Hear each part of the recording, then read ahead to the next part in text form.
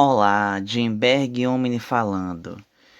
Apresento-lhes hoje as 7 grandes áreas de estudo do planeta Terra, conforme a minha concepção, conforme a minha filosofia, o meu modo particular de pensar, o meu estilo individual. Quero que compreendam que para estas grandes áreas representarem a totalidade, devem ser abertas suas gavetas. A ideia de uma gaveta é onde se guardam coisas. Além disso, podemos pensar matematicamente cada uma dessas áreas como conjuntos, onde em cada conjunto há inúmeros elementos, e estes elementos unidos formam um grande conjunto, ou seja, uma grande área de estudo. Farei breves resumos de seus elementos constituintes. A primeira grande área é a filosofia. Na filosofia, tem-se, por exemplo, temas tradicionais como a metafísica, a ontologia, a epistemologia, a lógica, a ética, a estética. Tem-se também outras filosofias, outros temas como filosofia da física, filosofia bélica. Tem-se na China, por exemplo, o Moísmo, Xuanxu e Taoísmo. Tem-se lá entre Japão, Vietnã, Coreia, tem-se o Zen. Tem-se também os pré-socráticos no início da filosofia grega.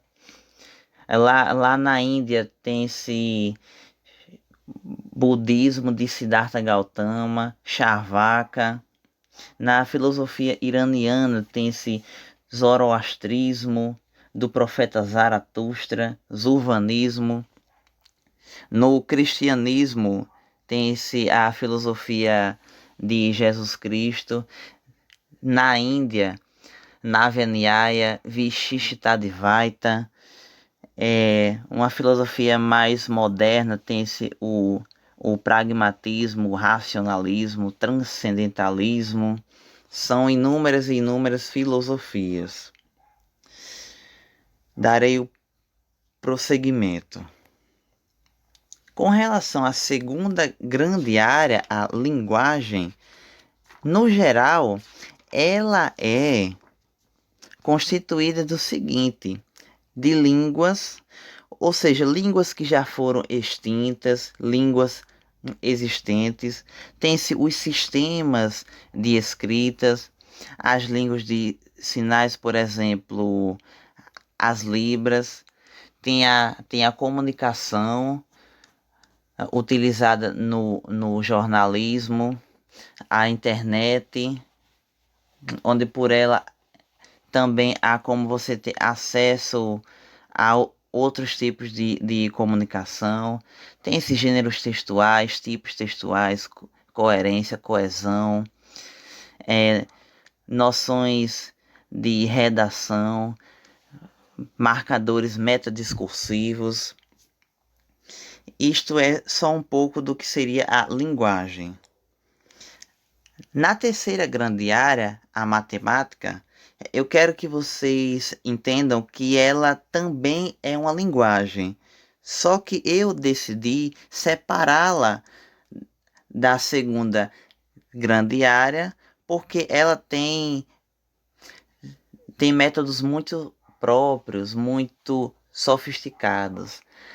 Na matemática, em nível fundamental, tem-se as regras de três simples, proporções, sistemas de equações. Tem-se, em alguns casos, as razões trigonométricas. Num nível mais avançado, tem-se os limites, derivadas integrais, séries de Taylor, convergência, divergência, funções de várias variáveis, derivadas parciais, integrais múltiplas, cálculo vetorial. É uma série de assuntos. Em relação à quarta grande área, a ciência, nas ciências da natureza, tem-se, por exemplo, a astronomia, biologia, as geociências, por exemplo, geografia, climatologia, vulcanologia. Tem-se tem-se também a física, a química. Nas ciências humanas tem-se a antropologia, a história. Nas ciências sociais, a sociologia, por exemplo. Tem-se também as ciências militares. Então, a quarta grande área ciência, ela é muito ampla mesmo. Ela, ela é muito extensa. Em relação à quinta grande área, a arte, tem-se, por exemplo, as pinturas rupestres, cinema, teatro, a música. Tudo isto é arte, por exemplo. Na sexta grande área, os conhecimentos gerais. No passado, eu coloquei uma definição na internet sobre conhecimentos gerais que é o seguinte: significa um saber aprofundado em um ramo do conhecimento, ou seja, erudição. O que é a erudição? É o excesso de conhecimento e o de cultura. E também coloquei mais: saber não específico, noções gerais. Então, os conhecimentos gerais são conhecimentos não específicos, alguns que não se encaixam com as áreas de estudo. Porém, estes estudos destas grandes áreas, eles estão intimamente relacionados. Prosseguindo. A sétima grande área de estudo é a teosofia. A teosofia, grosseiramente falando, ela é dividida em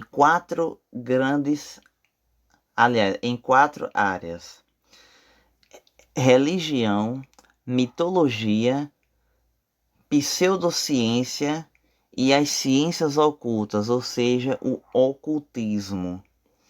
A teosofia significa conhecimento divino e ela é a sétima grande área, relacionada com o número 7, um número místico. Prosseguindo.